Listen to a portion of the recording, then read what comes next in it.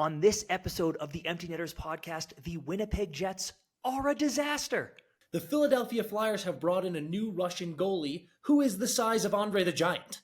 College hockey is heating up in a big way. The Frozen Four is right around the corner, and we cannot wait. And we're breaking down the teams that absolutely need to win the Stanley Cup this year. This episode of the Empty Netters podcast is brought to you by Factor Meals. Factor's delicious, ready-to-eat meals make eating better every day easy. Whatever tomorrow takes you, be ready with prepared, chef-crafted, dietitian-approved meals delivered right to your door. Head to factormeals.com/netters50 and use code netters50 to get 50% off. That's code NETTERS50 at factormeals.com/netters50 to get 50% off.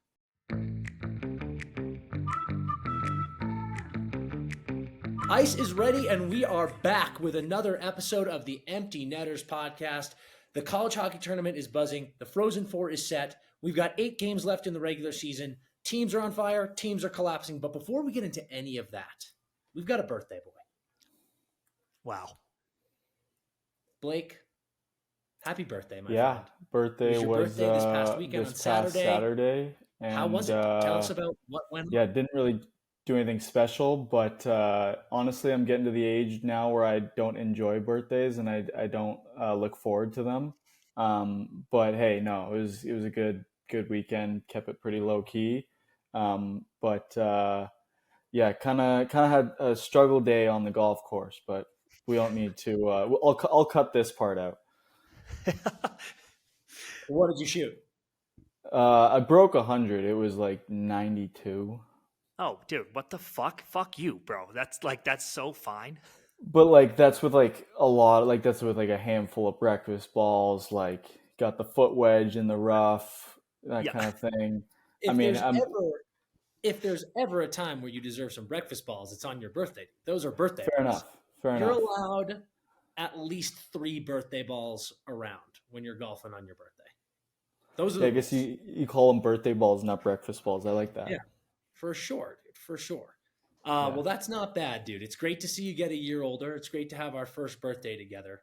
And, we're proud of you, dude. We're proud of you for making another trip around the sun. Hey, me too. Made it. Oh, man. Well, guys, like we said, we've got a huge episode coming for you. CP and I are over in Colorado. We popped over here to do some stuff with the Avalanche. We've got an amazing interview coming for you guys next week with Ross Colton. It's going to be so great. All those Avs fans are going to be able to dive in as much as they want. And then everyone else, if you love hockey, if you love cool people, you're going to love this episode with Ross. But let's dive into what's going on right now, guys. We have a crazy, crazy amount of things to get into. We're going to go with a no Bucky warm-up right off the bat, and I'm salivating for this first one.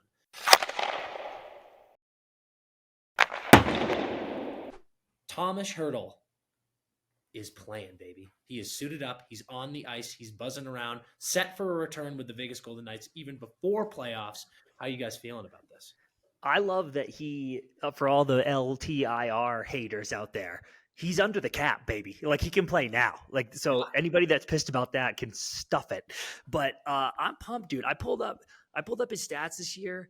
It was he's just under a point per game, right? Yeah, 34 points, 48 games. Like, this kid is a player that's a little more just under. 34 and 48 is not close. Not just under. Yeah. But that's not a bad season by any means. On track for 70 or 60, high 60 points. Like, yeah, it's not terrible. We'll take that all day. He's always been a player to me and I know early in his career, those Sharks teams were good. That was like the Marlowe Thornton days when they were pretty stacked and always underperforming. But he was so young then. After the Sharks kind of fell out of contention, he felt like a guy to me that was a victim of his circumstances to a degree. I was always interested in seeing a Hertl, a prime age Hertl on a team that was really gonna compete and make a run at it. And now I get my chance, so yeah. I'm really excited to see someone that has his skill level, which is extremely high. I'm not saying he's one of the best players in the league or anything. I'm just saying his skill level is extremely high, and surrounding him with players that know what it takes to win and also have an extremely high skill level on Vegas, it will be really cool to see how that gels. So this is going to be exciting. Dude, I completely agree with that. I think Hertl is the type of guy who benefits from good talent around him. That's not to say that he can't create on his own. He clearly can, but I don't think he's lighting the world on fire on his own, which is why he felt like wasted talent in San Jose. And that's also why I said, and you said as well, Chris, in the beginning of the season during our division breakdowns, that the Sharks should have traded him immediately. And they did a great job. They got a good return for him, but that was a no fucking brainer. And this guy is now playing with Vegas. He's going to be playing with great talent surrounding him, lots of options, a great blue line. I could see this guy stepping in and not missing a single beat and just being such a huge addition for this team. Honestly, of all of the moves that happened at this deadline, this is my favorite one.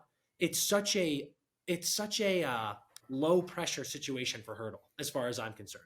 I don't think Hertl's coming in and Vegas is going, you need to light the world on fire for us. You need to be the guy. You need to be a 1C. It's like, no. You've got Eichel still. Eichel's going to do his thing. You're going to be down here playing with guys who are fantastic, who have won cups. They know what they're doing. And just perform. Play your game. I think it's just going to be such a great opportunity for him, and I think he's going to thrive. It's going to piss people off. And Blakey, you had flagged too that Vegas, before they're about to add all these bodies, Vegas has jumped LA back into that 3 spot in the Pacific, LA back into the wild card. Now, you had said to us, LA might be happy about this. And I imagine that's coming from a ducking the Oilers standpoint, which I get. But it's also tricky because it looks like the Central is probably going to get that 1 seed in the West, like probably. I'm not ruling out Vancouver, but it feels like, it's Avs or Dallas. And to me, the Avs and Dallas are a much more complete team than the Oilers. Like I would much rather play the Oilers than Colorado or Dallas, just because I think there are a few holes. There are a few holes in Edmonton that you can take advantage of. But I get it if you're the Kings, where you're just like literally anybody else. Yeah, I think the Kings just want to avoid the boogeyman at all costs. I think they just look at like how they've performed in the regular season against these opponents. Like, I mean, you look at all the games and it's Vancouver is the favorable matchup for the Kings. No doubt about it. You're going to have Thatcher Demko coming in off of an injury. Who knows if he gets any games in before the playoffs. Like, that is definitely the team that the Kings and probably every other Western Conference team wants to play at this point. Because I think teams would rather play Vancouver than Nashville. Agreed. I agree with that too. And we said it last week. If I were the Kings, I would tank and avoid it at all costs. And I'll tell you what, man, and this is made by me. Hand up. I'm happy to admit it. I'm so out on the go through your boogeyman thing. I think it's such an honorable thing to say, and I respect it so much when teams. I think Blakey, you said it a couple episodes ago, talking about Toronto Boston. It was like, just play Boston and try to beat them. I'm like, dude, avoid at all costs. I don't want to play the boogeyman. The boogeyman's terrifying. I don't want it at all. And I'll tell you what, man, if Vegas knocks out Edmonton in round 1, we are going to have a circus in the media of what is going on with Connor McDavid, with what's going on with Leon Draisaitl. I mean, talk about the worst case scenario. If that team, for both of them, whoever loses that matchup, if that's round 1, that sucks. But oh my God, if Vegas gets all their toys back into the playoffs and then bang, they're up against Edmonton and they beat them, that is going to be crazy town. And Dan, based on our convo last ep, I somehow, when Vegas dipped, I kind of got caught up in Vegas is a wild card team. What a nightmare first round matchup for one of those 2 top seeds.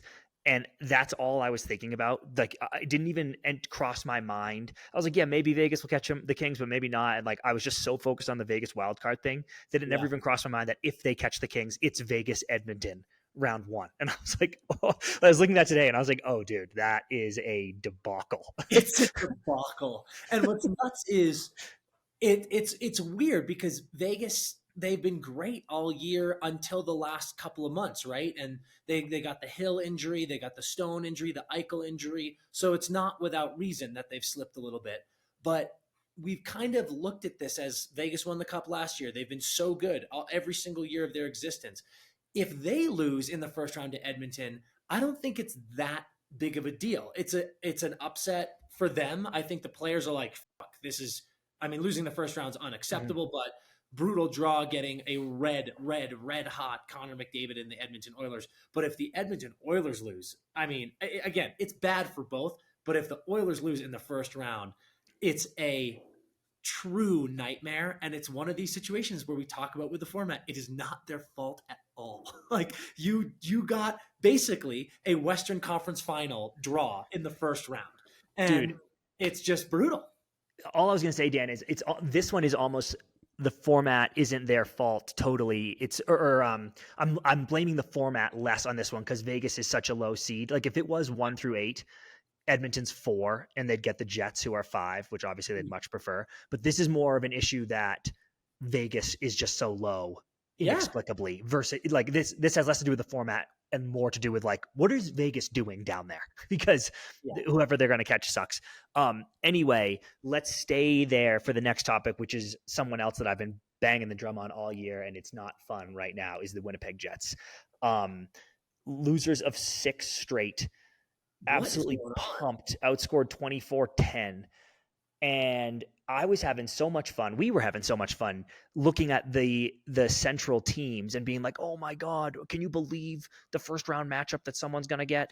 And now I'm like, oh, actually, it's just the Avs pummel the Kings in the first round, and then the Stars pummel the Jets in the first, like that has become so less exciting. Now, could they be in a blip, and do they have good players, and they have Hellebuck? Like obviously they are a scary playoff matchup still, but not the best time of the year to be playing your worst hockey all season. What's funny is we keep getting messages, people talking to us on the lives and in the DMs. Should we be worried about Winnipeg? And I think 3 or 4 games into it, I was like, no, I mean, losing streaks suck, man. But it's such a passionate fan thing to do, to panic immediately. I mean, you look at the Bruins, you look at the Rangers, you look at the Panthers. Actually, credit to Panthers fans, they don't really panic. But anytime these good teams lose 2 games in a row, people are like, oh my God, the wheels are falling off. This is a disaster. So through 3 or so games, I was like, it's not that big of a deal. And now I'm like, I don't know what's happening because they do look terrible. Hellebuck has not looked as good. Their defense is really, really shaky. Their big-time goal scorers aren't performing. Toff started super hot, has been really quiet a few games in a row here now. So it is getting to the point where we always talk about those 15 games or so leading up to playoffs. You don't want to be too hot and then get into playoffs and cool off. But you also don't want to go into playoffs ice cold. And that's currently what the Jets are doing. And that is concerning. Because like you said, you're drawing someone brutal. Everyone in the West, these first round games are going to be, or series rather, are going to be so insane. And you cannot be heading into one of these series playing your shittiest hockey of the year. Yeah.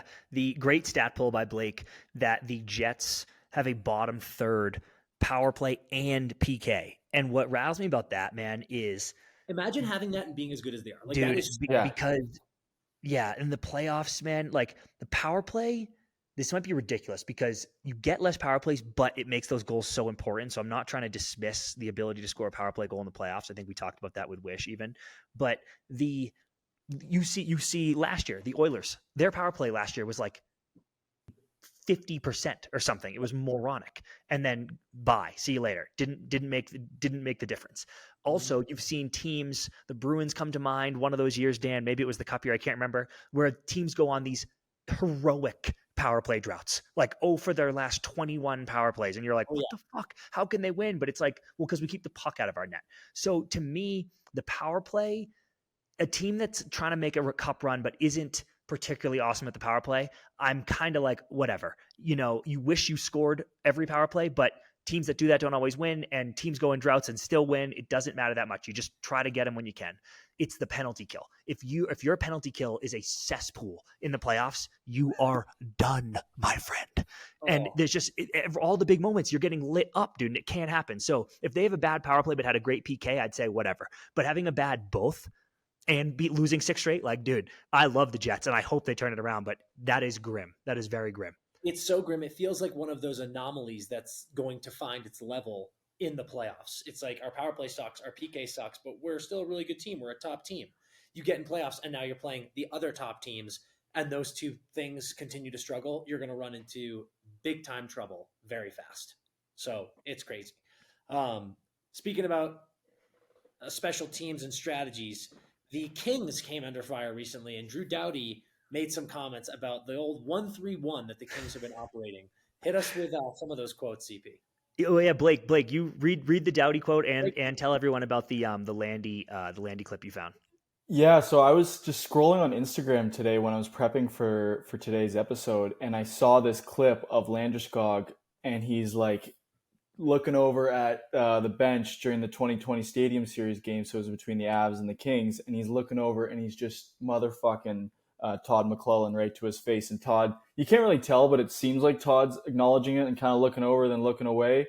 But he's kind of just getting at him like, come on, Todd, are you going to trap all night? Like, are you going to fucking sit in the neutral zone all night? Play hockey. Like, just giving it to him. And so Doughty was asked about this. I think this was after the game in Edmonton.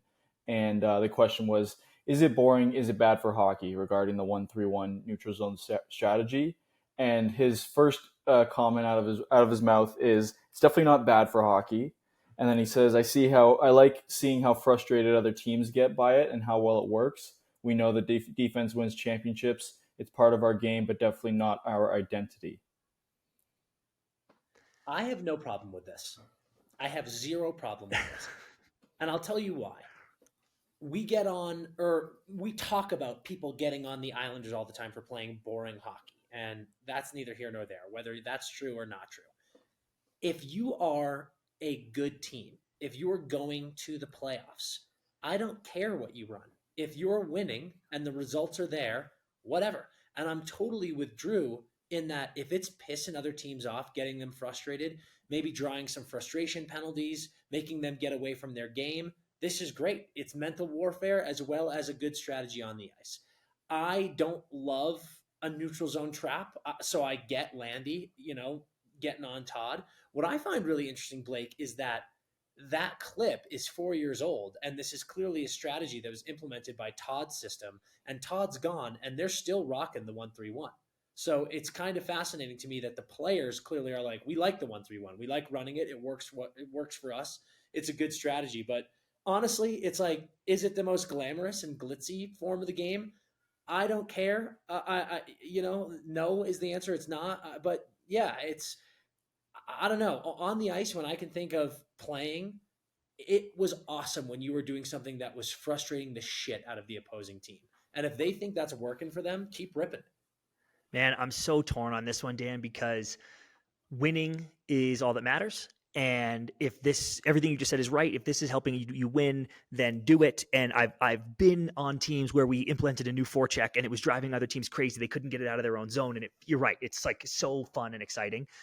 But I'm also like, I hate the trap, and I hated those Devils teams when they were winning, when we were growing up, trapping everybody, and it just slows the game down. And it's like, part of me is, we always do sports crossovers when I'm trying to have a good analogy here, but it's like the NBA, they used to be like, you can't run a zone because it's lame. So stop. And for no other reason than it's lame. And you can now, and we're Boston people, as everybody knows at this point. And it's like, Dan, remember when the Celtics couldn't beat Miami in the Eastern Finals because Miami's running a zone? And I'm sitting here being like, dude, the zone, this is so stupid. But Miami, because the Celtics couldn't figure out the zone. So I'm like, well, if the teams can't figure out the 1-3-1, then congrats to the Kings, and I hope it wins them a couple playoff series. But I count me among the people that wouldn't hate you can't really do this in hockey because it's too fast, but if the league was literally like, the neutral zone trap is a penalty, is a bench minor. If I see you running it, I'd be like, good. And fine if it helps you win, but I just don't, that's not fun for me. Like, that's not in the spirit of hockey. And yeah, like, cool, you guys found a fun system that is frustrating high skill guys. Congrats. And I'm not chirping Drew or the Kings. Like, this is a good system and that work. I'm just being like, as a hockey fan, I don't need to see the 1-3-1 literally ever again. So I hope they win a few rounds and then it gets banned forever. This take by you that the league takes. If they took that stance, it's like semi-pro when they do the alley-oop and the refs Yeah. It's They're like, almost like similar to the bubble take. Like, I think you now need to brainstorm a rule change that you can Yeah. now pitch next week and be like, hey, do this rule change so now no one can do the trap.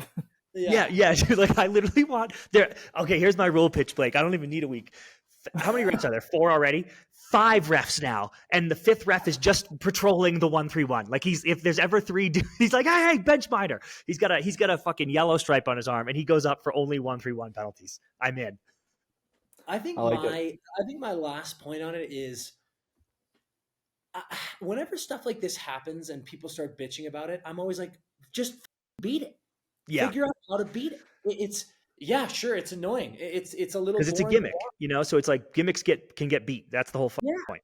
And it's also, it's no secret. You got Drew Doughty, one of the leaders of this team's, openly talking about it to the media. Everyone knows they're doing it. So when you go to play the Kings, if you've got a problem with the 1-3-1, figure out how to beat it or shut up. It was cool too. Drew's quote, part of Drew's quote was like, I didn't even really like it at first, but it's actually pretty effective. He doesn't love it, but it works. Let's switch it over to a former King, Jonathan Quick, over the weekend gets his 392nd win, becoming the winningest American-born goalie in NHL history. You love to see it. I think Quickie's rebirth in New York has been one of the most delightful things to see. And I love when stuff like this happens. Flowers record recently that he just nabbed. I love when these iconic guys who are maybe getting a little older and maybe falling out of the spotlight get these nice milestones, because it makes people remember, like, holy shit, you're so good. I mean, yeah, he has just such a great resume, and the fact that he's playing this well again and helping the Rangers, march to one of their best seasons in the last decade, it's just a blast to see. Not much to add, Dan. Massive stick taps to the kid. I would say, well, it's the New England prep thing, I think, just being in the same sphere as him for a long time. But I always connected more with Quickie more than Ryan Miller. I'm not saying like Ryan's amazing and is all-time American goalie, but I'm like, I was happy to see Quickie hit this mark just because I feel like I've been a huge fan of his for a long time. Watching those LA teams, obviously, was really cool, and could not agree more with the Rangers' resurgence, because last year it was like, and obviously Aiden Hill was so nasty, but with the injuries Vegas was dealing with in goalie in the playoffs last year, to have them literally never turn to Quick was a bummer to watch. I was like, oh man, dude, like they are pulling dudes out of the bleachers to play goalie before they take the guy that they just traded for, So I was like, man, this is crazy.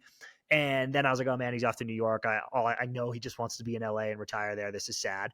But now he was carrying Chesty for half the year. Unbelievable season for the guy. Madison Square Garden chanting his name. And it was really cool to read all the articles when it was like 3-time Stanley Cup champ. And I was like, hell yeah, 3-time.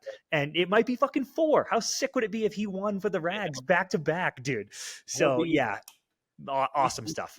We talk a lot about, the recent stroking off of the Rangers that I've been doing. A huge reason of it is I just love the players on that team so much. Like, truly, I do. And he is shot up to the top of that list. It's so fucking awesome. And you know what's funny? I really love, God, I gotta stop saying that. Not everything's funny.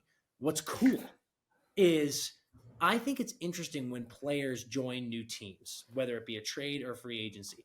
And sometimes there are guys who just kind of fit in immediately. There's always those examples that you see people wearing a sweater that you're like, that just does not look right. I think Kings fans are going to hate hearing me say this. There's something about Quickie with New York this year that he looks good in that blue shirt. He looks natural in it. Like I look at him and I'm like, yeah, he's a Ranger right now. Like it doesn't feel like, oh yeah, Quick's playing for the Rangers. It's like, no, like he's a Ranger. He really fits in that role. And I think Patrick Kane in Detroit is another one. He looks so swaggy in that Red Wings jersey. And again, Blackhawks fans, I'm sorry, but he does look awesome. It's great. Let's kick it to more goalie news. The pulling the goalie in OT has now backfired. Yeah, it was funny how it happened too, because it wasn't anyone that saw this. It was the Wild Vegas game. What was that game? 2-1, 3-2, 2-1, 2-1. So it wasn't an immediate backfire. It's not like, lose the draw and Vegas breaks it out and scores. Wild had some setup. They're working the 4-on-3, had a good shot, couple rebound chances, but then Vegas jumps on it. And what I also loved was it wasn't Vegas skated all the way down and Ridley Gregg minus the clapper just tucked it into an open net. It was Marshy, right? Didn't Marshy still get the empty netter? Yeah, it's a 160-foot goal. Like they have it in zone. It's like pass to him, and he just no hezzy fires a wrist shot, bang, corner pocket. And I was like, nice. So that was cool. It's an example of when keeping it real goes wrong, dude. Yeah. And Dan, you're gonna hate this take. Like, oh hell yeah! And then Marshy's just like goal. Lost. Yes. And you don't get a point. Right. So last time we were talking about this when the Wild did it before, we didn't bring up, and I didn't even know, by the way, I'll happily admit that I didn't know watching that first Wild game live that you didn't get a point. It wasn't until we got a lot of DMs and people texting me, like friends of ours being like, I can't believe you don't get a point. And I was like, what? And I looked that up and find out that's the rule. So this time I know it's happening. The Wild are fighting tooth and nail to try to get into this playoff race, but they're in the race. They're trying to get into the playoffs and they need these points. They need the gamble. It's the right call. I'm not arguing that. I actually don't love that you don't get a point. And you said to me earlier, Dan, you're like, there needs to be a consequence for pulling your goalie. And I'm like, yeah, the consequence is you probably fucking lose. Almost certainly you lose. There's no goalie in your net. So it's like the consequence is your winning percentage went from 50-50 to like 20-80. You're probably going to lose, but it's worth the gamble because I need the point. I kind of hate that rule, and I think you both love it. So feel free to sound off, but I'm not there for that. I think if they're going to do this rule, if the Wild pull their goalie, then if they score, they get both points and Vegas doesn't get a point. Because the whole point of this is because Vegas and the Wild are going for the wild card spot. Mm-hmm. So Minnesota wouldn't have done it if they were playing Ottawa, for example. Yeah, right. They only did it because they were playing Vegas. The last time they did it, they only did it because they were playing St. Louis. The two teams were neck and neck. So if you're going to have a consequence for one team, why not make it transferable to the other and kind of create some... So if they pull the goalie and Vegas scores... Go ahead, Dan. I was going to just say, and sure, we can clarify it. Blakey, that's chaotic, but we love chaos here. Yes. So I love that rule. What I really love about that is if that were the rule. So what Blake is saying is Minnesota pulls their goalie. If they score and win, they get the 2 points and Vegas gets none. That's what he's saying. So it's 2-0 either way. Yes. Got it. What's great about that is if that was implemented, if you're Vegas, you just pull your goalie too. you're like, no, you're not pulling this shit on us. We're going to rip our goalie out of the net as well. I want to be clear. I don't hate it as much as you do, Chris, but when I was defending it, when I was saying there needs to be a consequence, I was saying that's the reason. The reason the rule is because they're like, it's a consequence. And you're right. The consequence is you are increasing your chance of losing. And I think that might be enough, but I won't lie. I kind of like the fact that they do it because it just adds an element of fun. It adds an element of drama to the game. And this has been, this season of the NHL is brought to you by TNT. They know drama. Yeah. It's been a dramatic year. And I love that rule because it is dramatic.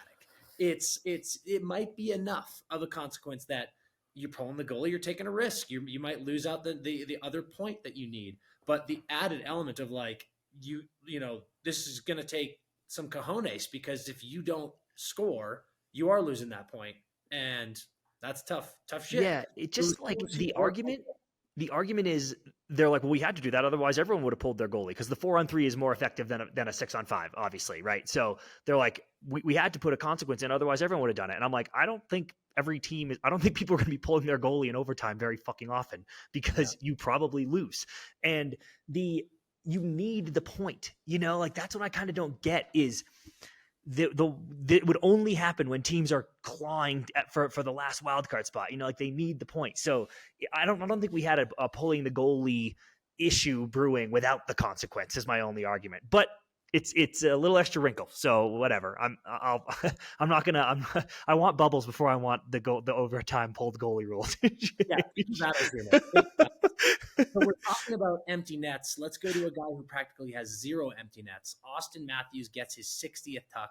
I think he still has just one empty net goal. Yeah.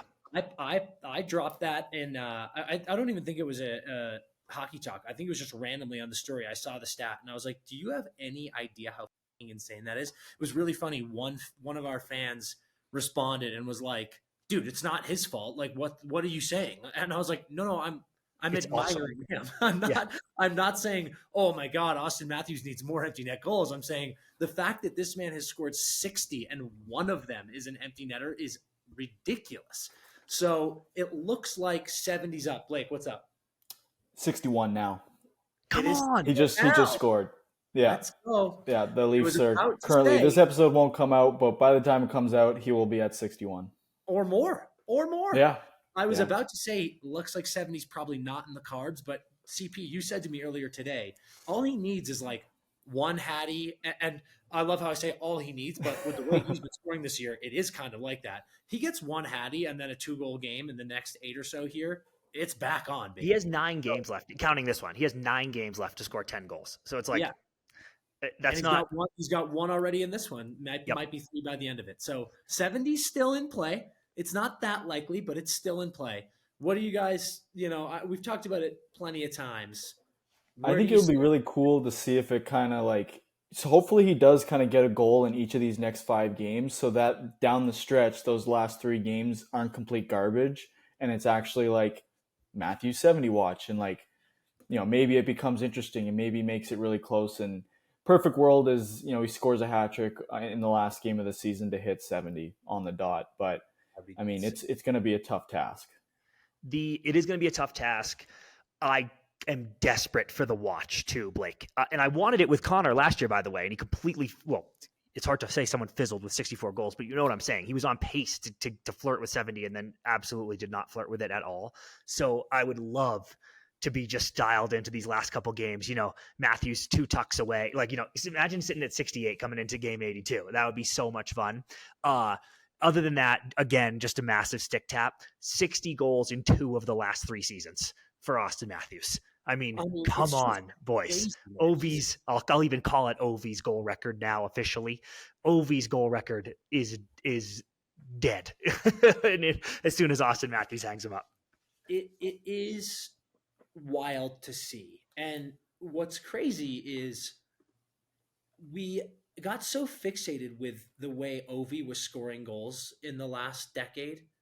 And I'm here to say, I'm not sure Austin's goal scoring ability gets enough attention. It's almost like it's expected. People are just like, oh yeah, there's Austin again. To have 60 goals in 2 seasons in the last 3, that is unfathomable to me. Yeah. That you're just pumping in goals at this easy of a clip. I mean, think about it. Your game's 82, or your season is 82 games, and this man's scoring 60 goals. You're scoring, 3/4 of the time. It's ridiculous how good this guy is, and just the way that he's tailored his shot and really figured out that nose for goal. And again, I'll just double down and say he has 61 at the time of this recording, so he has 60 goals. 0, and none of those 60 are empty. Oh yeah, One. dude. Here are some current NHLers that Austin Matthews has already passed. So he's currently at 146 in the all-time goal chart. He's passed Claude Giroux, Tyler Seguin, David Pastrnak, Leon Draisaitl, Matt Duchene, McKinnon, McDavid. Like, these are all guys that are still playing and that were drafted. Most of them drafted before him. Yeah, the ones that stand out to me are like Claude and Doughty. It's like, guys like Pasta, who they have similar seasons. That's going to fluctuate. I mean, probably not. Matthews will always be another. A guy like Claude, that's like, I mean, good Lord. I mean, Austin's, what is Austin, 27? He's a year older than me, so yeah, he's 27.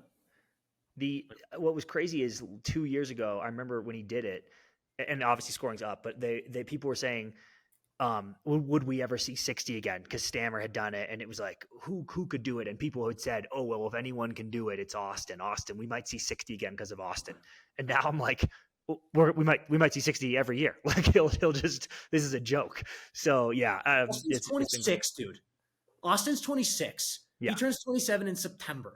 Like, oh right, he's that late birthday. Like, are you kidding me? This guy is out of control. Like, play 10 more years, dude. At least. Honestly, let's call it right now. Let's call it right now in the year 2024. Austin Matthews is going to break Alexander Ovechkin's goal record after Ovi breaks Wayno's record. Asterisks without a lockout. I don't care, dude. They have fucking 5 years. He'll come back and still do it. It doesn't matter. This guy's crazy. He's going to do it. He's going to have this goal record by the end of it. I'm telling you. Okay, next thing we want to talk about is my spunk. The Seattle Spunk have called up Shane Wright. Now, Dan, we were just talking about this before they even called him up. We were. Can you pull up that draft, Blake, while we're talking about this? For people that don't remember, Shane Wright was largely the consensus number 1 overall pick that entire year. And admittedly, as it got close to the draft, there were rumblings of maybe Shane wouldn't go first. And people in the know were like, oh, we knew it wasn't happening, whatever. But for the most casual hockey fans, we were like, yeah, it's probably Shane. And certainly Shane Wright looked like he thought it was going to be Shane to his beloved Montreal Canadiens, and they did not take him. And then he slipped and he slipped and he slipped and he went 4th, and then famously walked up on stage and gave an all-time stare down mean mug to the Montreal Canadiens brass. You will rue the day that you did not take me first overall. Now, Blake, in a second, I'm going to have you give the rundown here, but I just want to say, if the Canadiens if they take someone else in this situation, they take Slav or they took anybody, and that person ends up being better than Shane Wright ever was, I still don't hate the mean mug as long as Shane Wright is also really good, because you get to be like, whatever, dude. What cannot happen is you end up as like an AHL guy your whole life if you do the mean mug. And like, I've never met Shane. I heard he's an awesome dude. I hope to meet him. I hope to have him on the pod, blah, blah, blah. But just like, something has to happen here, dude, because your legacy cannot be that mean mug and then never playing in the league. Yeah. No, I actually met Shane and skated with him when he was 15. So this is right as he had got the exceptional status, and this was the off season going into his first OHL year. Super great kid, super nice guy, and just I hope he pans out just as a personal kind of little token. But to run through this draft. So first overall was Juraj Slafkovsky. Second overall was Simon Nemec by New Jersey. Third overall, Logan Cooley. Fourth, Shane Wright. Fifth, Cutter Gauthier. So, still a lot to tell, but not the greatest top 5. Obviously, I got to say, Blakey, these are, you never know, especially when you get below 5, it's like, it's lucky. But there's some players in this draft, man. I mean, like David Jiricek for, I don't know, sorry if I'm pronouncing that a bit wrong, but David Jiricek for Columbus. Matty Savoy for Buffalo, Pavel Minchikov for the Ducks, Rutger McGroarty is really exciting. Jimmy Snuggerud's really exciting. Like, there's a lot of good players, and obviously a lot of those guys haven't played in the league yet. But it is like you look at specifically people like Minchikov and Savoy, and you think about some of those misses. You're like, damn, that was a weird first round. I don't want to sound knee-jerky here or panicky here, but Shane is almost a situation to me where I think Seattle should trade him. It's like, I think he still has value. He was a unbelievable player in junior. I think he could definitely pan out, but it's just been so bumpy that you almost wonder, is it better to package him with something and try to get a good piece for your team, get back in the playoffs, then try to make him go through this process over and over again? It's been 3 or 4 times now that he's been brought up and it just didn't work, and he gets sent. I mean, Jesus Christ, didn't he get sent back to like World Juniors after the first, when he got drafted? Like, he went back and played in World Juniors and got cucked by Bedard. Yeah. And then he came back, and it's just like, it's just not gone well at any point. So I would love to see him, finish out this season with Seattle, get his name on the score sheet a bunch, and just be able to head into summer like, okay, that was a good little stretch. I can do this. I can play in this league and I can play for this team. But if these next 8 or 9 games for Seattle, he's just a goose egg, you do wonder what the next step is for the Shane Wright era in Seattle. I think you're Especially, right, Dan. yeah. Yeah, I think you're right in the sense that they're kind of using these last 12 to 10 games to evaluate and see where he's at, because you're kind of right. Like if you're gonna have any chance to trade him, like you still need to do it when he's considered a prospect before he starts busting in the NHL. But yeah, sorry, what were you gonna say, Chris? No, same thing. Because next year is it. If he's wherever he's playing for, but if he's on the Kraken and he comes to camp next year and doesn't make the roster, or makes it and is buried and sucks, then it's over. It's not over. You can have a career resurgence somewhere, but any dreams of like, oh, this kid is really going to be something special in this league kind of goes away if the shine is completely off next year.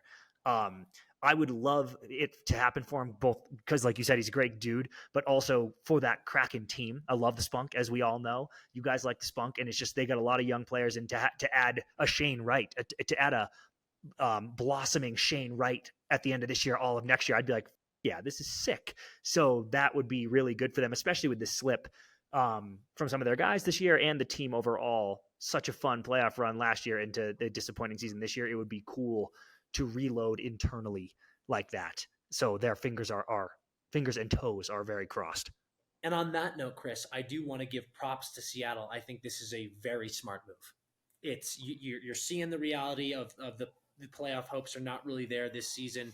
You've got this kid, Shane Wright, that you need to be good. This is a perfect time to bring him in with zero pressure and go, find your game, buddy. Get out there, go have fun, start gelling with some of the boys, play well. I think it's a genius move, and hoping for the best because, like we've all said, great kid, and you want to see people thrive. I mean, come on. It would be amazing to see that. So you really hope for the best. Let's strap on those buckets and get into our hot ice segment.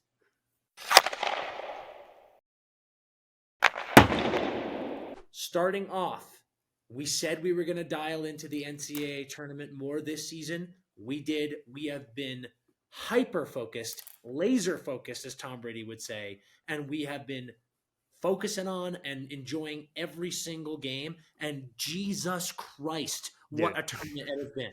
Every fucking game has been so fun, so electric. We've had rivalries. We've had classic matchups. BU, Minnesota, Michigan, Michigan State. Michigan gets a punch back against Michigan State, the little brother. Nice to see you. Enjoy going home and start golfing early. Michigan State sucks to suck, but we've got the Frozen Four set, and it is an elite matchup. We've got BC, Michigan. We've got BU and Denver. Just four titans going at it.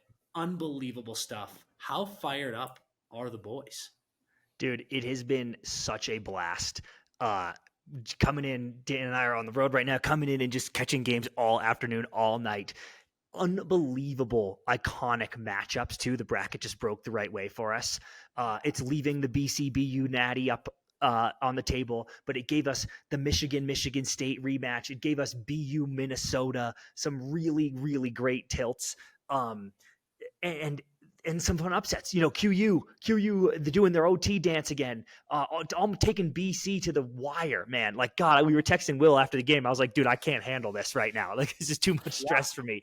But there's just been such good action. I said to Dan at one point, I looked over at him and I was like, college hockey is such chaos. Because it's just like, dudes come down, try to toey, whiff the shot, but somehow the puck is still there. They kick it forward, like whiff again, fire a pass behind their back to some dude who's like crashing back post, fires one in, he's fucking like arrow celly. And I'm just like, dude, these are the most broken plays ever, but like high skill / broken plays I've ever seen in my life, all culminating into a goal.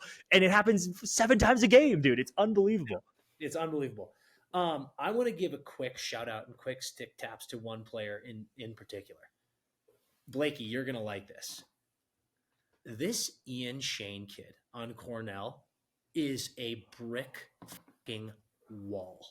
Oh my God. I have not seen a team that looks like they're solely being carried by one human being as much as Cornell and Ian Shane. This kid is a junior from Manhattan Beach, California, goes to Cornell and has been a pure bona fide stud between the pipes. And here's the best thing, dude. We were talking about it. You're looking at some of these unbelievable guys like Gabe Perreault, for example, over in BC, and you go, Jesus Christ, who has this guy's rights? And it's, of course, the Rangers. And you're like, my God, they have the chance at bringing him up. Who knows if that'll happen or not? But we're looking at this Ian Shane kid, and I'm like, what team in the NHL has this blue chip goaltender? He's undrafted. He's a free agent. He's up for grabs. I think so far there have been lights out performances in this tournament by tons of players, tons of the big names that we expected. I did not expect to have my pants blown off by this kid. And I think this is got to be a top 3 name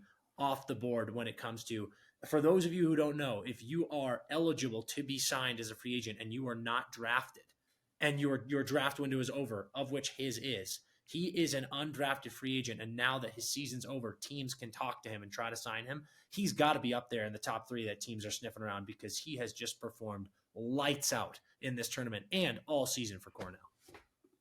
It's been insane, Dan. There's the goalie play is so awesome because that kid, his numbers are ridiculous. But you and I were doing this the other day, looking at Fowler's numbers on BC, and it's like he has been incredible. The amount of minutes he's logging, because like I was saying a second ago, the goals are chaotic. Like if you were watching that BC game, it's like Ryan Leonard scores that wraparound because it's just like the puck rims and no one's paying attention, and he zooms around and no one's looking. And then at the start of the third, QU scores such a similar goal where it's like someone shoots a point shot wide, Fowler's kind of leaning this way, it bounces off the end wall, pops out the other side. So sometimes you're watching these games and the goals aren't the absolute highlight real goals you can see in the NHL that you're like, these goalies, man, they don't know what they're doing. I'm like, actually they do. It's just there's so much going on around them that these are you're seeing future NHL studs play between the pipes right now in college. And I hope people are enjoying it because it's been an absolute blast.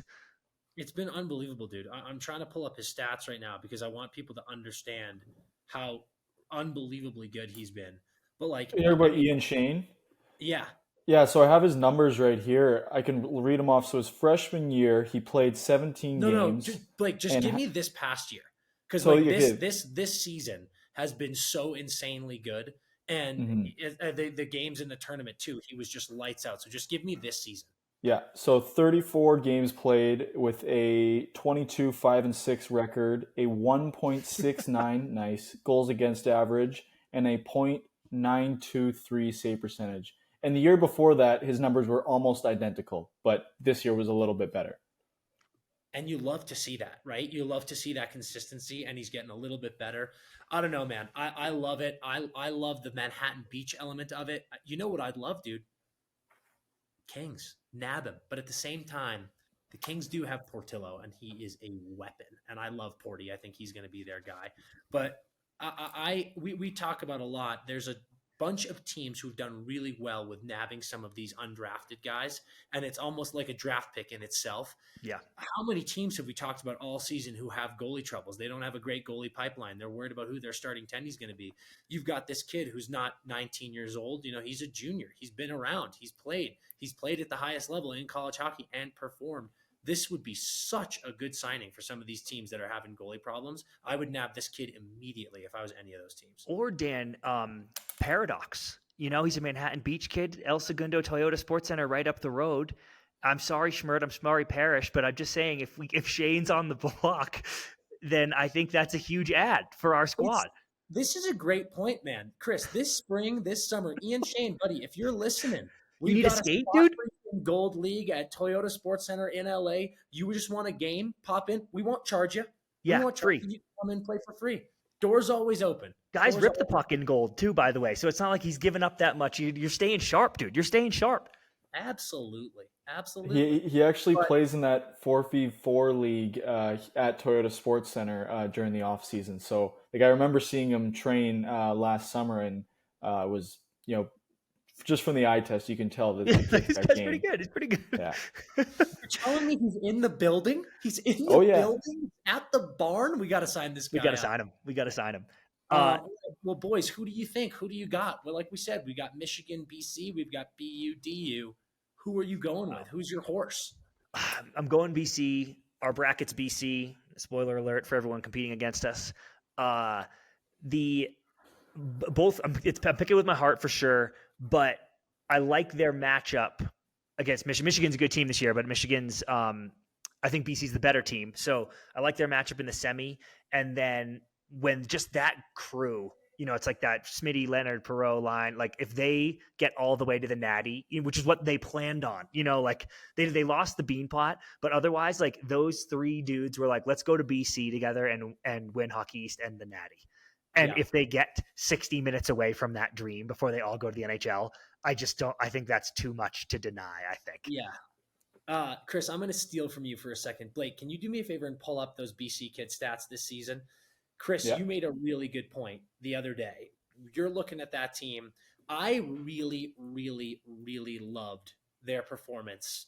Was that yesterday? Was that BC game yesterday? I loved their performance yesterday. You know what that looked like to me? That looked like a national championship winning Hertl. Sometimes you get those games it's not even the Frozen Four yet, that it looks like you're dead in the water, but you battle and you get the dub. That's exactly what they did. Getting past QU, a great team with some serious talent, being down a number of times, tying that up, not panicking in the last 6 minutes, and then OT starts and they get right down to business and take care of it and win the game. That felt like they're doing it this year. So I really love that. But something you pointed out, we've got so many benchmark seasons going on this BC team. Will Smith, our boy, has more points than, I think it's like Jack Eichel. Maybe he just passed him, but he has the most points in college hockey since Jack Eichel. Then we've got Cutter, who's got the most goals in forever. And I want to give some credit to our boy Cuts, because you've got the Gabe Perreault, Will Smith, Ryan Leonard trio buzzing around there. They've been playing together forever, played together at the dev program. Now they're at BC together. Cutter is right behind Will in points on this season. And it does feel like, no disrespect to these other beautiful players on BC, but Cuts is really carrying that line by himself, it feels like, to an extent. And it just goes to show the talent on that team is preposterous. Yeah, somebody, and Blake, what do you have them right in front of you, the numbers? Yep. So, it goes Will Smith, Cutter, Ryan Leonard, Gabe Perreault, Oscar, do not know how to pronounce that Swedish last name, and then Eamon Powell. So they have 6 players on their roster with a point per game or more. So sick. And Dan and I were having this convo in the car the other day that and this is what he was just alluding to, but it's cooler to me when the whole line, like when Will, Ryan, and Gabe all have over a point per game and are flying. It's sick. Obviously, it's an incredible accomplishment, but they're all on the same goal every time. Like every time a goal is scored, it's like, well, there's 2 assists here and the goal there, and you all get the same point. Whereas when Cuts is way up there where he is, and I think, Dan, it was the most goals, or maybe he's one off right now with 2 games left, but it's the most goals in college hockey in a single season since 2000. So he's doing that without playing with his 2 best friends that he's been playing with his whole life, and lighting it up. So that's been pretty sick to see. Before we leave college hockey, I just want to touch on this real quick. Chicklets hit it too, but we've been talking about it as well.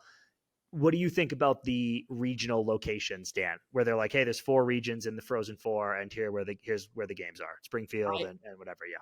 I understand why they do it, because it's just 16 teams. You want to get the guys in the same place. You want to have fans be able to go. I think it's so stupid. So I feel like I've been such a contrarian all ep, but you said this, Mikey Grinnell said this on a Chicklets app, where he was like, watch that Michigan State, Michigan Big Ten championship game at Michigan State, place going bananas, 5-4 OT win. How could you not want that? And I totally get that. But for me, that's what your conference championships are for. That's what the Big Ten championships for. That's what the Hockey East playoffs are for. The high seed gets the home game, and you're getting that atmosphere. When you go to the national championship bracket, I don't actually want the home ice anymore. I'm one of in the minority here where I'm like, no, it should be at a regional location. And if you get a good, sick regional draw where you're a New England school and you're playing in Boston, amazing. If you're a New England school and you draw, Minneapolis, so be it, whatever. But the thing I think we all agree on is the venues. Like it can't be Springfield. It needs to be the fucking Boston Garden. And then it's a cool event for fans to travel to too. Because yeah, obviously, if I'm a BU fan, I want them to have home ice in the national. But I'm like, well, no, we're in the tournament now. You travel to cool locations and cool rinks. That's part of the fun, and I imagine it's part of the fun for the athletes too. Like as much as they want to play in front of their home crowd, they've done that 20 games already this year. They want to go play where the Wild play. Like they want to go there and play at a real barn. Yeah, on that point, Chris, it's like the venue. I think that there are some random ones. It's like I think it was yeah, like Denver is playing in Springfield, Mass, and I know they're playing UMass in that first one, but it's like that just feels random. But the Michigan Nodak game being in like Maryland Heights, Missouri, it's Missouri's not that far, and no shot against Missouri. It's more just that is a kind of random barn for a huge game like Michigan Nodak. Like I almost think both teams would prefer, it's not like Michigan's like, yeah, we would have preferred to play in the Ralph. Like that's absurd. But it's like you definitely would have preferred to play somewhere more prestigious, I think, because these games deserve it. That's basically my stance. For all our Philly fans out there, let's talk some Flyers.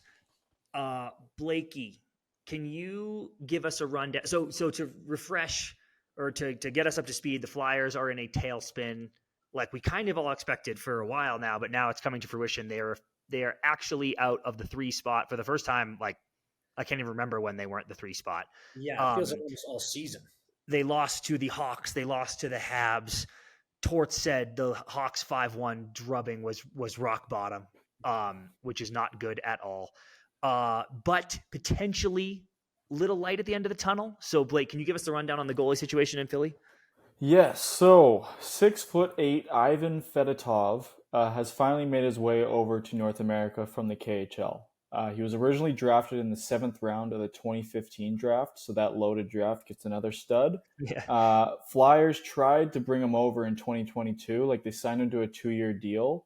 And actually, when he was coming over, he was detained by the Russian government to serve in the military for, I think it was 2 to 3 months. So it wasn't very long, but essentially it was kind of like, we don't want you leaving, you're not leaving. Because he also has played for the national team a handful of times and been a starter there. So, but Ivan has now made his way over. He's been practicing with the team. One of the things he has been quoted as saying in his opening press conference is, "I'm so excited to be here. It has been a difficult 2 years." To put it bluntly, he's excited to be here. And yes, it has been a difficult 2 years dealing with the Russian government. So cool to see him over here. And I think another little tidbit for this is the guy they picked in the first round last year, Matvei Michkov, the other almost generational talent, kind of being compared to Bedard last year. He's another Russian guy who's tied into one of those KHL contracts. So maybe this could either create momentum to bring him over sooner, or just make it even harder to bring him over.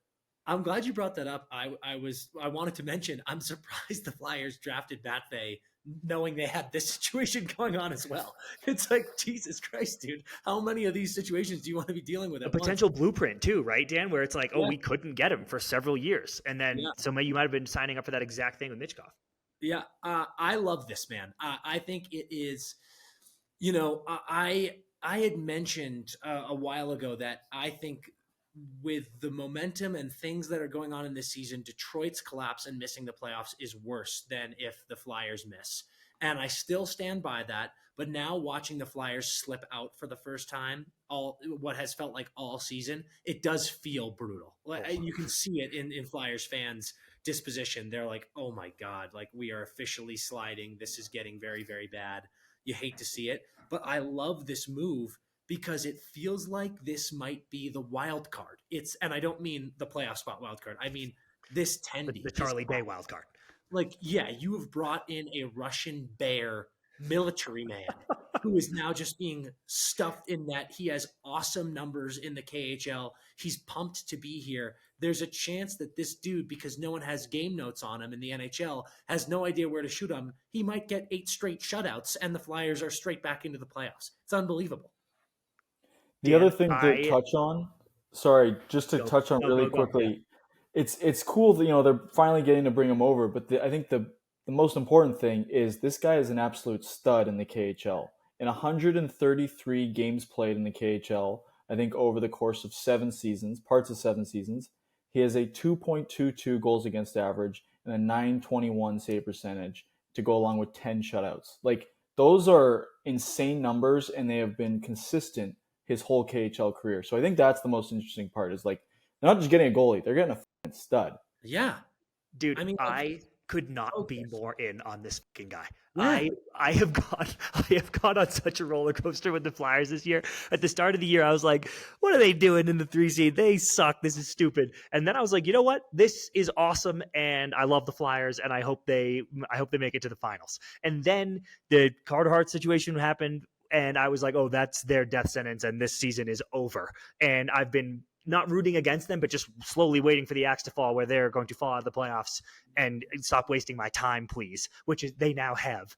And now they bring in this dude and bring me all the way back in, dude. This guy is he's a tree. He's an oak. He's a redwood, dude. I don't understand how anybody is going to put one past this guy. And I need the Flyers to go on an absolute heater now. I have never rooted harder for a Philly team than I want this Flyers team to get hot with this guy who is the guy? Who is the Russian goalie? I'm blanking on his name. Brizgalov. Yeah, I'm so glad you're going there. This to me is the second coming of Brizgalov. We've got Ivan the Bear in net for the Flyers now, and it's like I feel like we're getting Briz all over again. I want this dude to be the most entertaining mother on earth, and I legitimately hope no one ever scores a goal on him. Same, dude. Dude, this guy He's can't humongous start big. the Flyers fast enough, as far as I'm concerned. I love it. I'm the Philly fan, dude. This is incredible. Dan, I want to talk about something now that you had brought up earlier. We had been discussing on this very program who is going to win the President's Trophy, and do people care? And I had said that no one cares about winning the President's Trophy for the President's Trophy's sake, but specifically in the East, where it looks like the President's Trophy might come from, the luxury of being the top seed in the East is you are catching Philly, Detroit, Washington, something like that in the first round. And the other top seed, the other division winner, is catching Tampa. Yeah. And that blows. Oh, yeah. Yeah, man. I'll be brief on this. I've been watching Tampa the last 8 or so games. They have clicked it into a new gear. They have sort of felt like the Cooch show all season. And, the normal boys, Stammer, Point, they're Hagel, Hedman, they're playing great. They're playing great hockey. But, I said it several weeks ago. They just feel like they're out of gas. There's a bit of a retool that they need to do. We'll see what happens with Stammer this summer.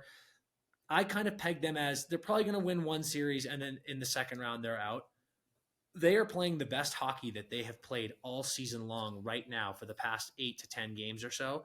And it's not like, oh yeah, no, they're playing pretty good. They are dominating, and they look really, really good. And when you really think about it, who do they have, man? They have Nikita Kucherov, they have Steve Stamkos, they have Victor Hedman, and they have Andrei Vasilevsky in net.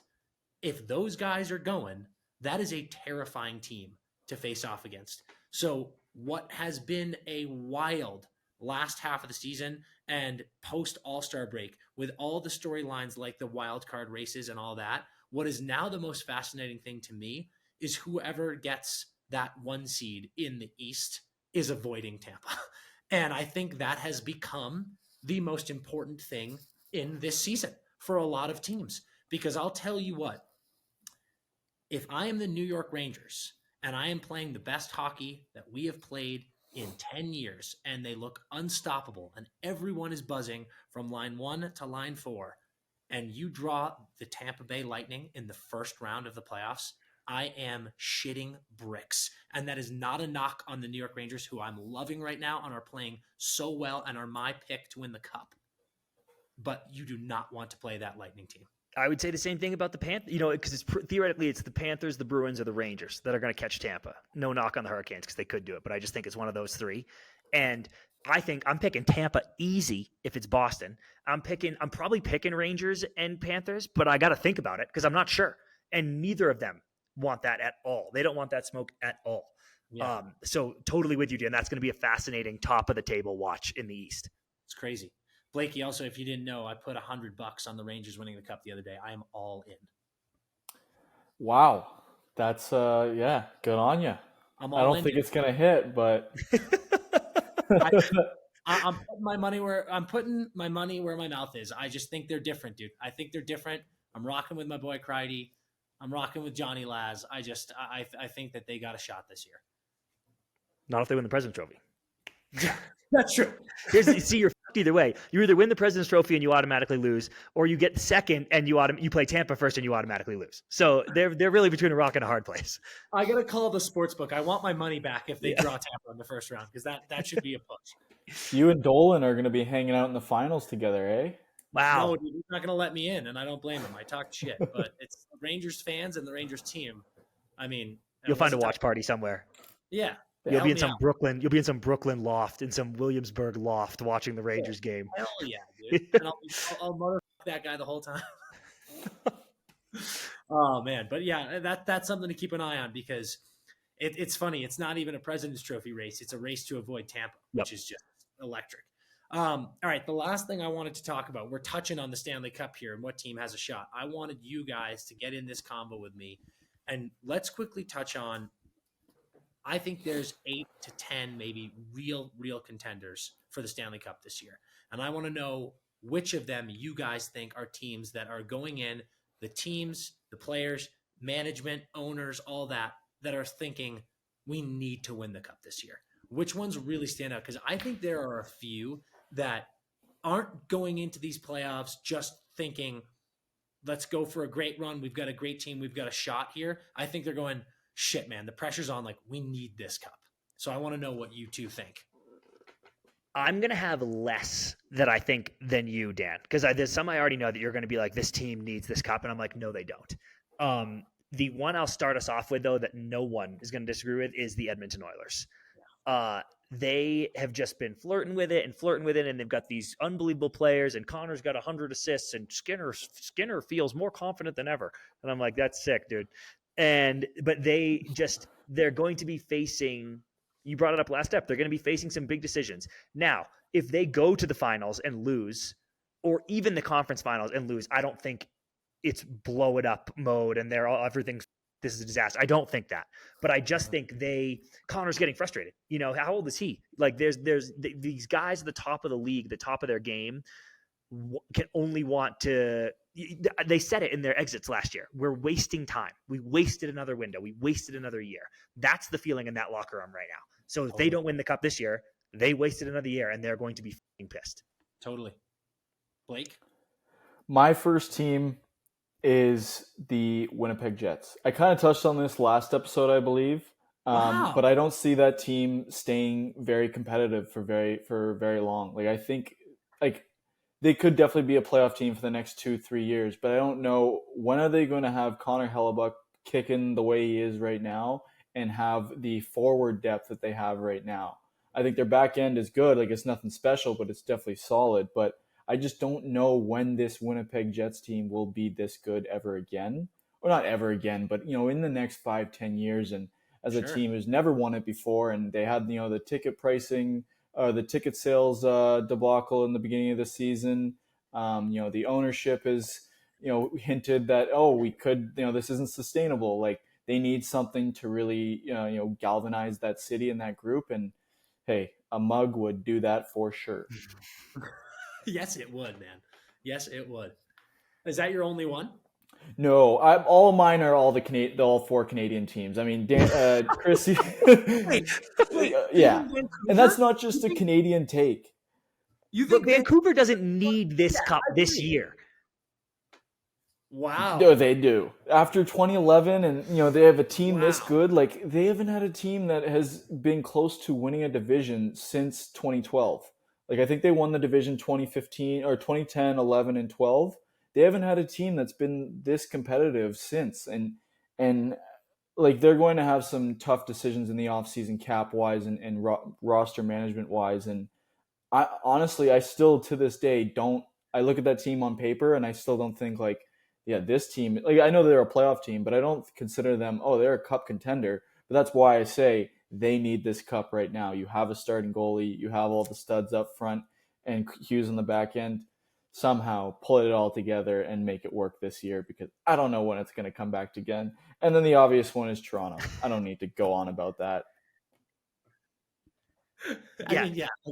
That's actually, I wasn't even going to name them, but that they are, because I don't think it's happening this year. And I was the biggest it is happening this year guy all season. But that is, God, like it felt like they wanted to be all in this year, and it's not going that way. So I'll tell you what, man.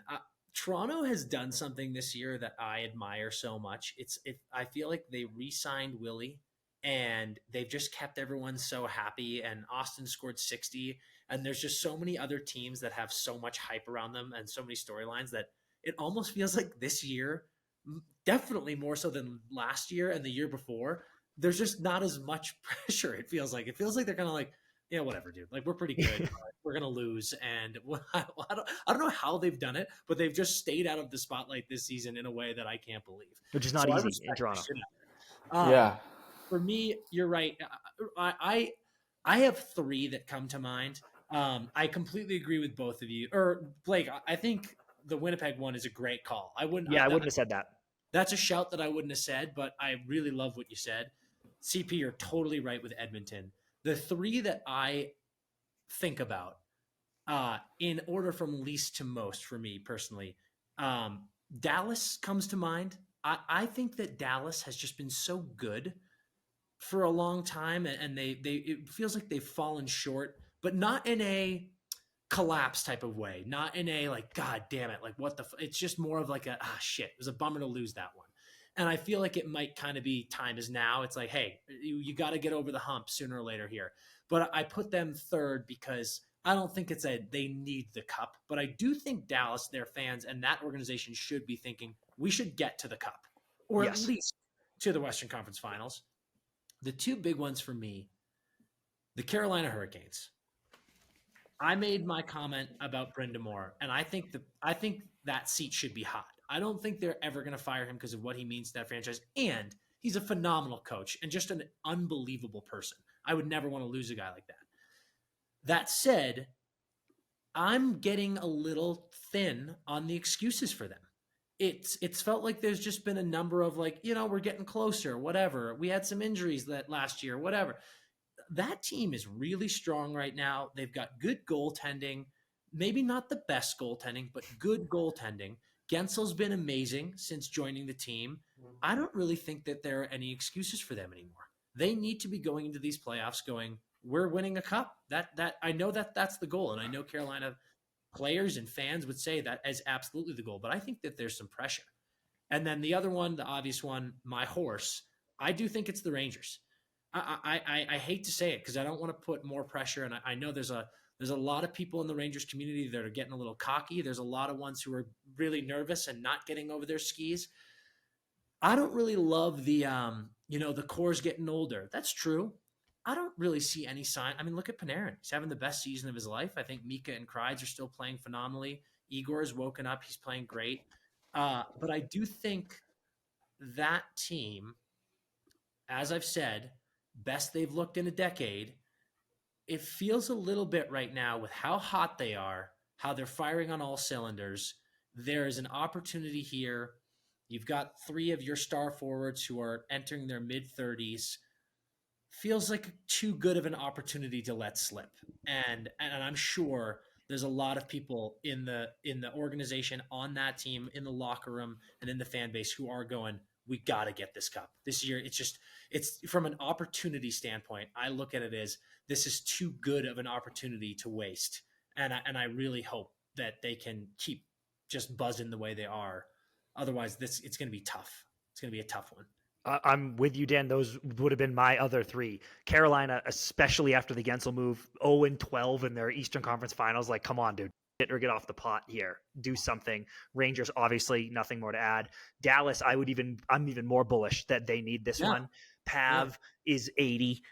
Ben and Sagan, you're getting these seasons from that you're like, oh, I don't know how long I can rely on that, and they're handing it over to Robo and Hintz and Miro and Wyatt. Like, there's a pipeline for sure. They're going to stay competitive, but how often do you have what? And the stank boy and the stank, dude. But how often do you have the vets producing the goaltender you have, the young stars, like this is the win the cup season, dude. Win the cup. This is the team you win the cup with before those guys need more money, before the older guys leave. So yeah, I'm even more bullish on that. There were 3 teams I thought you were going to say, which I was going to passionately disagree with, which would be Boston, Florida, and Colorado. All teams I think would love the cup. All teams I think could win the cup. Boston tougher, but like Colorado, Florida, certainly. That might even have been my pick. I think Florida's a little higher than you're saying. When you think about it, dude, think about Riney and Montour's contracts being up. Like Bob, the reawakening of Bob that happened last year. With Bob, he's probably going to be top 2 in Vezina, but there is a chance that next season Bob shows up and he's like this. I'm not good anymore. Like you never know. Yep. So, fair. And that one, because they do have some contract stuff. I think they're a little higher in that echelon of we need to win than you think. Yes, because I agree this would be 2 years. Well, last year felt like a fucking lucky one though. Like they shouldn't have been there last year, really. But wasn't it one of those things where you would have said all season they underperformed? Mm-hmm. It's like the playoffs started and they finally played to their level. And now this year they've played at that level the whole time. So this is them. This is who the Florida Panthers are. They are one of the 5 best teams in the NHL. So I do think they're a little closer up to that level. Which is why I was less passionate, though, because I'm like, I just think they're going to be competitive for the next few. You never want to miss a window. Never want to miss an opportunity. But I just felt like they're going to be competitive. Colorado, same boat, where I'm like, they're nasty, but they could. There's a couple holes there, like they haven't quite filled that Landy hole yet. Maybe it is Landy next year, but they haven't filled that yet. They haven't quite. They don't have the big goalie. They won without the big goalie, so you can do it. But there's room to improve, and Moose and Nate and a lot of those boys are going nowhere. Kale. So they're going to be fine. And then who else did I say? The Bruins just they've been so much better than I thought they were going to be this year for sure. But just with the flexibility they have in the cap and the roster for next year, I'm not like, if you don't, I mean, the Bruins the last 15 years, yeah, you needed one more cup for sure. But in terms of did they need this one? No, I think they come back even stronger next year. So we'll see. You guys are so greedy. One cup. You needed another cup. You went to 3. I did. You went to 3 cup finals. It lost, dude. It's awful. It's worse. I'd rather miss the fucking playoffs. How many times have we said losing is the worst feeling in the world, dude? It's so much more intense than the joy of winning. I pray to God you never get to a Stanley Cup final and lose. To the Blues. Thanks. No offense. So much. Taking a quick break, guys, to talk about Factor meals. This is one of the best ad reads I could possibly do because I love stuff like this. I am a fitness freak, a diet freak, and I always love meal prepping and getting stuff ready for myself throughout the week. And Factor is without a doubt the best meal prep service, delivery service, and food that you could ever find. These are dietitian approved, chef-crafted meals that are ready to go. And you have over 35 options to choose from. They've got keto-friendly, they've got protein plus, and they've got calorie-smart meals. So you don't have to worry about going to the grocery store, spending all that time picking out what you want, then getting home, cooking, and having to deal with all that mess, and then not being entirely sure what's going into your system. These things have everything, all the ingredients, all the nutritional facts right there for you. And the best part is it's all absolutely delicious. So if you're on the go all the time and you want to have really delicious meals that are ready to go in 2 minutes, Factor is a no-brainer. You've got to get on board, see all of the amazing options they have, and you'll be eating right and saving time while you do it. Factor is going to help you every single day. We're going to hook you up by letting you save 50% on your next order. So you're going to go to factormeals.com/netters50. That's NETTERS 50. And you're going to save 50% on your next order of these delicious meals. Get on board with Factor. We're loving it. You should love it too. All right, let's kick it to our final segments. Blakey, take us away with Armchair GM. Yeah, so Armchair GM. Dan, you won last week by 1 point, 21-20. So we got a 21-point lead for Chris heading into the final 2.5 weeks of the season. The score is 275-254. Yeah, one takeaway from last week: bad GMing by Chris. Chris, you drafted Vince Dunn, and Vince Dunn has been sitting on the IR. Fuck. But That's hey, what happens when you get hey, such a big lead, dude. You get lazy, you know? yeah, you get complacent. I also But knew that. I didn't say anything. That yeah, was a real shitty move by me. Hey, it's competitive out here, dude. I mean, dude, you're beating my ass. I got to crawl Yep. back in here. So this week's theme, I thought we would, stay topical. So we are doing wild card race teams. So the teams that you can draft from are as follows: Washington, Philadelphia, Detroit, the Islanders, LA, St. Louis, Minnesota. Now I know listeners or fans might say like, oh well, LA is not a wild card team or blah blah blah. These are the teams that are in and around it, competing for it. Get off my back. Yeah. This is playoff time. But one thing I wanted to Hey, put out we're to the including listeners, Minnesota in this. I am Yeah. including Minnesota in Yeah. this. If they're going to be rolling the dice, pulling the goalie, trying to at least make it interesting to make the wild card race, I love it. they can be put into this. Yeah, okay. I like it. But one other thing is you cannot draft anyone you drafted last week. So, for example, Dan, you cannot draft Kaprizov. Okay. So that's tough with first pick too. Wait, Yeah. neither of us can draft those guys or just Dan? Just if you picked them last week. Okay. Yeah, so no one can have the same player 2 weeks in a row. Okay. I'm ready. Go for it, Dan. With my first pick, I will take Dylan Larkin. He came back, right? He's okay? Yeah. I guess I would be a fool to not go Kirill Kaprizov with my first pick. All right. With my next pick, I will take Flip Forsberg. Give me Rob Thomas. Give me Drew Doughty. I'm going all friends of the pod. Yeah, that was good. Noah Dobson. Travis Konechny. No position for this one. Okay, so I just need a third forward. Give me Kopi. Wild card pick. Give me Ivan the Bear. Oh, sick. Fuck, I love that. I'll take John Carlson. I will go with I'll go with a lanky young gun, Mo Sider. All right, we'll see how that goes. Now, CP, why don't you get yourself ready for some saucy predictions? Because looks like Dan finally hit one, boys. Woo! It's actually the second time I've hit one, but the only time I hit one, Chris also hit, so we both had to eat. So Chris now needs to eat 2 doused in hot sauce, fiery ghost pepper, melt your mouth hot sauces because your boy nailed his prediction. I'll go ahead and tell you what my prediction was. I said that in the next 3 games for the Edmonton Oilers, Connor McDavid would have 5 assists. Let me tell you what. In game 1, he had 2. In game 2, he had 2. And then in game 3, over this weekend, McDavid's just buzzing around there burying goals. And they were winning 6-1. And I was like, hey, dude, get one fucking apple for me. You are the assist king. Jesus Christ. And then he finally got one, I think, on the last goal for the Oilers. So I hit it. And CP, why don't you tell McDavid was on a heater. What was that, Blake? McDavid was on a heater for you. Oh, yeah. Oh, yeah. I think it's been a 8-game multi-point streak. Yeah, he's out of control, and he's going to hit 100 assists. It's unbelievable. Yeah.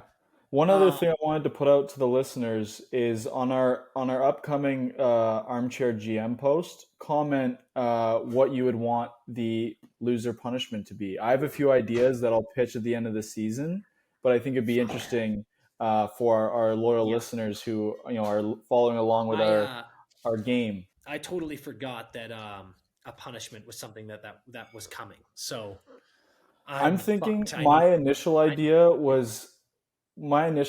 thought or idea was for us to put together a ridiculously terrible style, like gloves, helmet, stick, all that, and force you to wear it in a full men's league game, and we get a bunch of content of you looking like an absolute bender.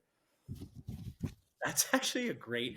You know what's tough is I'm probably going to lose that because if Chris lost, he would just be able to go out in his regular gear. He has set up in the entire league. All right, listen. I got fucked again on this, just like I do every time. My prediction's right every time, and then something fucking insane happens. I said Vegas would become Vegas, turn it on, and go 4-0. They went 3-1, and their one loss was a fucking melt against the Preds, where they were up like 4-0, and the Preds came all the way back and won, which is fucking preposterous. So I shouldn't be eating anything, but I'm going to. And so this is fucking Melinda's ghost pepper. 5 bell. Look at that, dude. Full 5 bell. This is going to be very unpleasant. I heard this stuff is legit, though. They got everything. They got every cool flavor. This is their ghost pepper. And I got 2 pieces of chicken, and we're going to douse it up. And I'm actually not, I don't feel good about this. Yeah, it looks scary to me. One nice thing about us being remote is I don't have this in my nose right now. Yeah, which is real, by the way. The smell overtakes the entire room. It's so crazy. Yeah. But we won't get the really good reaction of Chris's eyes crying and, profusely I'm getting this sweating. all over my fingers now, too, so I'm not going to be able to touch anything. I think this might go very poorly for him, if we're being totally honest. I put way too much on, too, by the way. I love that. This is dinner for you? Dude. Okay, go for it, Chris. Eat. You can give yours while I'm about to go. Actually, no, let me eat it. Yeah, eat it. Dude, I might have put too much on. Yeah, he loves making a meal out of all this. Eat your hot sauce, bitch. Oh, fuck.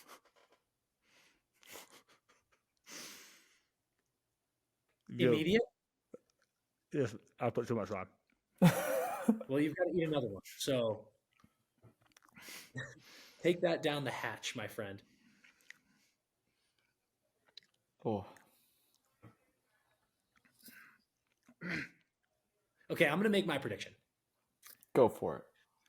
I don't feel good about this prediction. I don't think it's going to come true, but it is saucy. And in the name of Saucy Predictions, I'm riding high off of a win. Let's get crazy here.